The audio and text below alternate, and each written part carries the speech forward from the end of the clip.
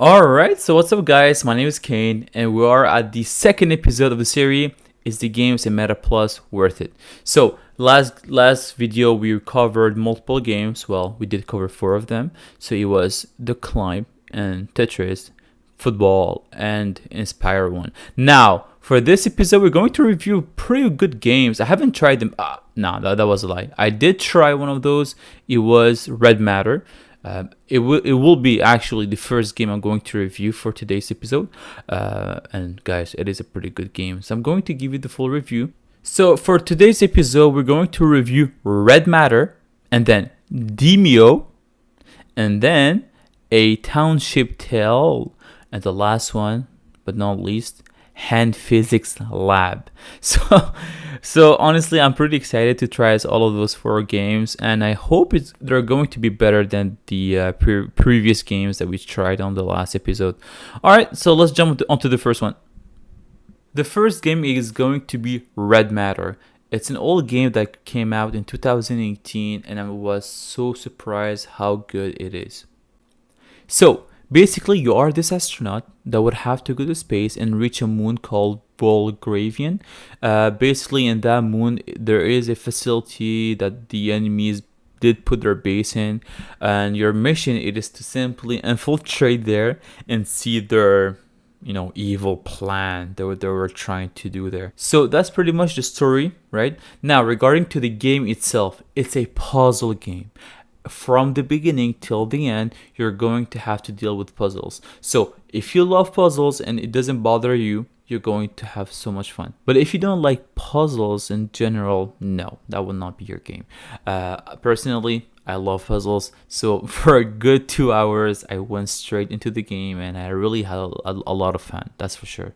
Now, regarding to your mobility, one thing I'm going to say is you're not going to move a lot. It doesn't require you to crouch, to lift your hand many times, or honestly to move at all. So you can just literally play that game while sitting down or even standing up. It's up to you. There's no issue here. Also, one thing that I do want to add up, that game sometimes it gives you a horror vibe. No, but seriously, sometimes you're going to have some clips or you're going to have some moments that the game will just scare you, right? The ambience, the environment. There won't be any jump scares, that I can tell you, but it's just the environment. You're literally at a base on a moon that is empty. All right, so there's also one thing that I want to add, and I feel it is truly important. So when we play a VR game, let's ask us this question: what do we like generally? Is that when we are putting our VRs, we can pretty much touch everything around us, right? We can interact with the objects around us, and that's what this game does. Everything, pretty much everything in this game can be interacted. Bottles, cans, toys, pretty much everything can be touched, pushed, lifted, thrown away. It's so cool. Alright, so I think we are at the end of this review for this game specifically. Overall, really good game. It's beyond, if I have to rate it out of 10, it's beyond 7, 8. Where could I put it? I would say 8.3, 8.5. Of course, there's a lot of things I wish they could do, but again, we cannot just expect everything in one game. But would I play it again after this video? Yes, I would. Honestly, I would like to know the end. I would like to know the end of the story. I would like to know what they were trying to hide in this facility. I'll be honest with you guys, the story is quite interesting, right? So, alright, so we're done with this game. Let's jump to the next one. Let's go. Alright, so next game is Demeo. It seems like this game came out in 2021. From what I see, there's a lot of good reviews on this game. It looks like it's a game that is mixed with D&D and chess. So again, I never played that game. I never played that type of game. I never was a guy that was into card games or anything of that sort. So it's going to be a first for me. I'm going to try it and I'm going to give you my honest opinion. Let's go. Oh my god, wait. Did I miss throughout my whole life D&D? Is that what D&D is? Oh my god. Look, so basically the point of the game is, well, which I figured it is quite simple. You have four characters or a couple of characters where you have three level to beat. So the first level, you're going to have to look around the small map. It's not a big map, but it is quite vast. You would need to find someone or an enemy that has a key. Now, once you beat him, you're going to open the door, and I think you're going to do the same for the second level. Once you reach the third level, that's where you're going to have a boss. Now, I didn't reach that because I suck. I'll keep it honest with you.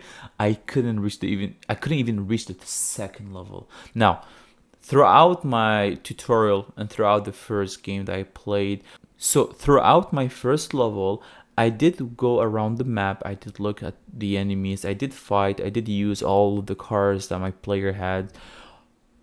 Seriously, quality wise of the game, it looks beautiful.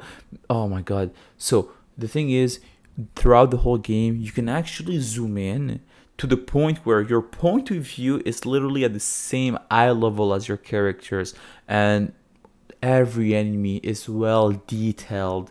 And not only that, but when you action a character into doing something like attacking an enemy, moving around, replenishing his health, it is so well made. So the sound quality, the visual effect that the power holds on each one of them, they're unique. For example, during my gameplay, I had four characters. They're all unique in their own ways. Everyone has their own style. Everyone has their own power. So really, you feel like you're playing such a detailed game where it's genuinely complicated. That's why I died. That's why I couldn't continue the game, because I did I did so many bad choices that it led me to my downfall. So this game is the type of game that you cannot just chill around and have fun without thinking. No, you actually need to think and strategize to win this game. All right, well, that's pretty much for this game. Regarding to my review, I'm going to give it a solid 8.6 out of 10. Now, it is higher than the previous game. I do feel like it does give more, right? But now, is it the game for today's episode? I'm not sure. I haven't played the two games that's left. I'm going to give you my answer at the end of today's episode, that's for sure. All right, so that's it for this game. Let's get to the next one. Alright, so for the next game, we have a Township Tale. So I never played that game. From what I look, it does have a good review. It seems like it's a game where it's based more of a community than a solo game. So I don't think that if you would play alone, you would have a lot of fun. I'm not sure. That's why I'm going to try it. Now, I'll give you my honest opinion. Let's go. Alright, so I just played 3 to 4 hours and I absolutely love the game. It is such a nice game, but it seems like I was right. It is a online game. So if you want to play it alone, I do not think that will be your game. But the thing is, if you do have a lot of friends, if you have a squad, you guys want to play a game together, you want to go into an adventure, that is your game. So the point of the game is, there's not truly a storyline from what I see, from what I understand. It's more like what you can make up to it during your whole adventure.